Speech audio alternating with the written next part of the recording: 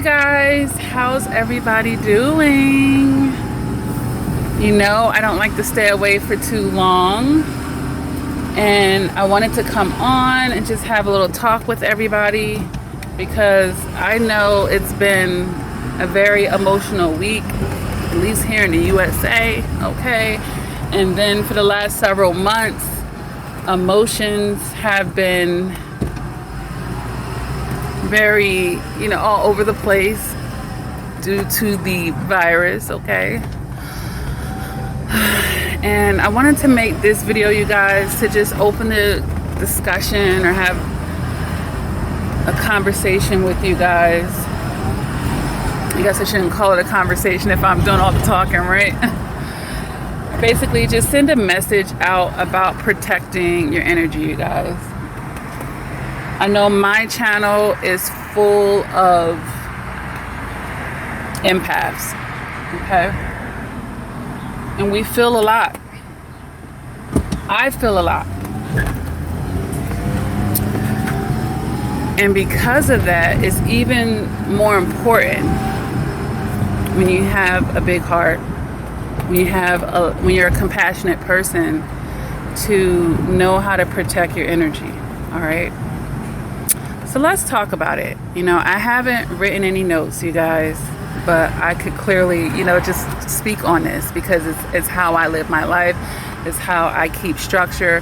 It's how I hold on to my peace. And yes, a couple of my press-on nails popped off, but I'm running behind schedule to where I'm trying to go next, and I didn't want to take that 1 minute to pop them back on. So we gonna be all right. And I wear gloves anyway, so no one's going to see it except for you guys. I'm cool. But either way, yeah, I want to share these things because a lot of people actually don't know how to protect their peace, and protecting their energy.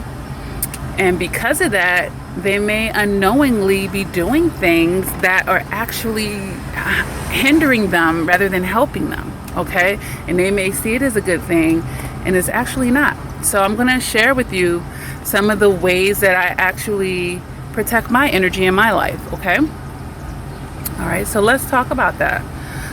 One of the ways is by setting boundaries. Setting boundaries. Well, you know what? Before I even get into that, before we even talk about setting boundaries, the number one thing you could do to protect your energy is to be able to identify your energy to begin with. Okay, so let's just start there, all right? And then we'll get into boundaries. You have to, have some self-awareness to know what you're feeling. Not what everybody else is feeling, not what everyone's telling you to feel, okay? Because sometimes we do absorb that and we make that our own, but then it becomes our feelings, yeah? But to actually know yourself. So to get as in tune with myself as possible. This means accepting myself on all levels, what I perceive to be my strengths, and, understanding the areas that I need to work on with myself, because none of us human beings are perfect. So there's always going to be areas that, I'll be working on forever. And that's actually makes life exciting and interesting. It gives you something to do. Gives you something to do, honestly. So it's not a bad thing. But yeah, the more self-awareness you have, you'll be able to even know what something external is doing to your energy, if anything. Or you'll be able to have the wisdom and the foresight to see, okay, I know my energy well enough to know, like, if I keep going along this course, I could possibly be exposing myself or putting myself in a position to affect my energy negatively or positively, But since this video is about protecting our energy, we're going to be talking more about, of course, we don't want the negativity to be seeping into ourselves, you guys. All right, so let's start off by knowing what am I feeling, how am I feeling right now, okay? And to be able to do that with compassion, and to be able to give yourself your undivided attention so that you'll know, okay? And to be able to do it without being judgmental.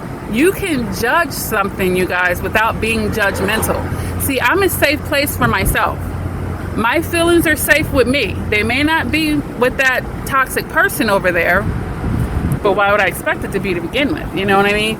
But my feelings, my thoughts, you know, my emotions, you know, all aspects of myself, they're safe with me.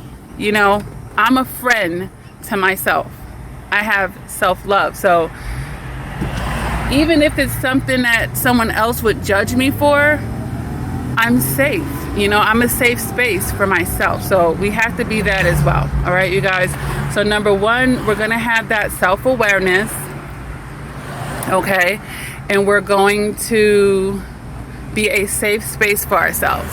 So we can get in tune and know ourselves in all different angles. Okay. Not just what we feel like we can be proud about. Okay. All aspects. All right.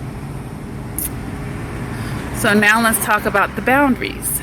You know, once you know your energy and you're in tune with yourself, you'll have the opportunity at least to be able to set proper boundaries around what you know about yourself. You know? And then as you increase your emotional maturity, you'll be able to use not only, you know, what you know about yourself, but you're going to be able to use your intelligence and your logic as well to help you set better boundaries. You know, because if I'm protecting my energy, common sense and emotional maturity, let's say, depending on what you're protecting your energy from, because all day long we're exposed to all types of energies. Okay, number one. So we're just learning how to protect ourselves from energies that we just get exposed to just living our lives. Okay, and then there's the energies we get exposed to through our life experiences, you know, and things that we go through that we have to learn to protect our energy from that. All right, so it could be people, places, and things. All right, so let's not also limit the scope of protecting our energy to just people, places, and things. Okay, things. And let's have a broad sense of these things. All right. So yeah, once we have or continuously work on increasing our emotional maturity, we'll be able to not only utilize what we know about ourselves, but our common sense. So if I'm healing from a breakup, maybe protecting my energy right now would require me to not be watching all these romantic love stories, or maybe I won't be watching harsh, negative movies of people who got domestic violence when I just came out of it. Or, you know, maybe I'll be mindful of the type of music that I'm listening to. Maybe I won't engulf myself in negativity or things that are just constantly projecting fear and anxiety. Like, if I feel like, you know, my energy, if that does not help my energy, I'm not going to keep exposing myself to that. You know, sometimes it requires going off of social media. I've done it at times where I'm like, you know what? Number one, I don't spend a lot of time on social media to begin with. Number one. When I'm on there, I'm typically in and out. You know, I'm not the person, you know, Facebook does have a way of measuring how much time you're spending on there, and it's not a lot. Like, I don't even think it amounts to an hour a week. Honestly, it doesn't even amount to that. You know, that's not what I'm doing. My life is so full. I have so many more fulfilling things to do, not to knock people who spend hours upon hours. To me, is not the most productive thing unless you are, you know, in your purpose with it. You know, like, I run a support group, but I don't spend hours of my time on it. You know, my lifestyle doesn't allow for me to do that. You know, maybe one day in my life I'll be able to dedicate more time to it, But you know, I'm not a stranger. I'm not silent, and they feel my presence, and you know, I'm still there. So not to be digressing, but either way, you know, my whole point was sometimes it might require detoxing from social media. If things are so bold, it might require to be specific about what you're following on social media. If Facebook advertises something to me and I don't want to see any products from them or like that anymore, I will take the 1 second to say, not interested. Do not show me posts like this anymore. You know, I don't put requirements on myself that I have to answer everybody's posts. You know, I don't waste my energy on repeating myself. You know, I've told people a lot of times, don't send me chain messages. You know, reserve it for meaningful conversation. That's my personality. But some people all day long, they send these chain messages. So I don't put that on me to have to keep, I told you not to do, you know, I'm guarding my energy. Like, you know what, some things won't change for them. You know, I could just choose to detach from that, you know. So as I'm talking to you guys, you're hearing me list ways that I continue to protect my energy. Okay. Yeah, so I hope that you're getting something from this conversation as I, you know, continue to have this conversation with you. The next ways that I protect my energy is how I go about my day, how I start my day, how I end my day.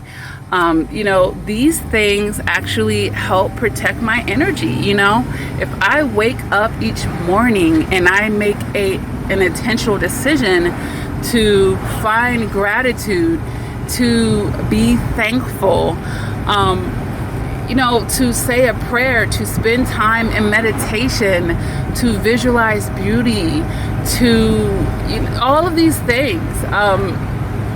Before I go to bed at night, I make an intentional decision to lay down anything that's heavy on me, emotionally, psychologically, physically, you know, anything. If I make it a point to address these matters and to find rest, to find ways that work for me that deal with this, okay?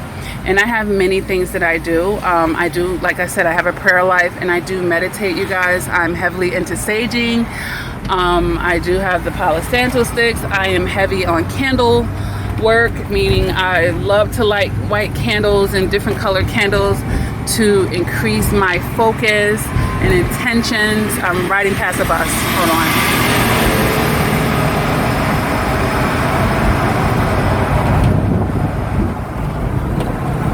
All right, I think it'll be a little quieter now. Besides the little air that I'm breathing in, that's amazing. Okay, and you know, along those lines, yeah. So I do that. I'm into just self-love. So if I'm dedicating myself to wellness, because that's going to be a part of increasing or protecting your energy. Okay. And I understand that if I feel like my energy is starting to be pulled, that's when I need to increase, not decrease. I need to increase, you know, the efforts that I'm putting into protecting my energies, you know. So self-care and wellness, what you're putting in your body, you know, being a student of life, understanding, you know, if I eat this is scientifically known to increase positive energies, like to make people feel happy. I understand the magic of, you know, exercising and how that adds positively to a person's life. So, you know, it's just really a holistic approach, you guys, that I take to protecting my energy. And, you know, it's a dedication and it's intentional. Okay.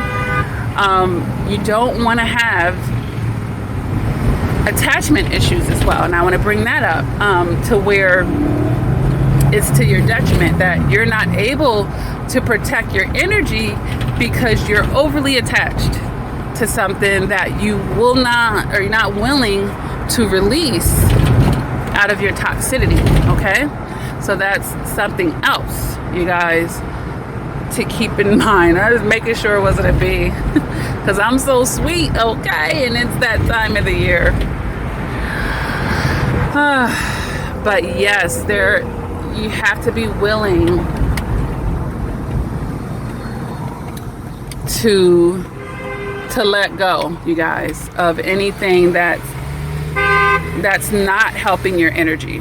All right, be willing to either you got to let go of it, or it may be a situation where you have to make an adjustment. All right, so honesty is going to be a factor in this as well, because you have to be willing to live in your truth if you want to protect your energy. All right, so be intentional, you guys.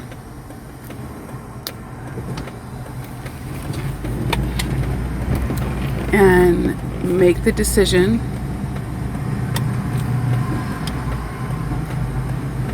Happily so. And until next video, never give up on yourself. Continue to do the work. And until next time, take care.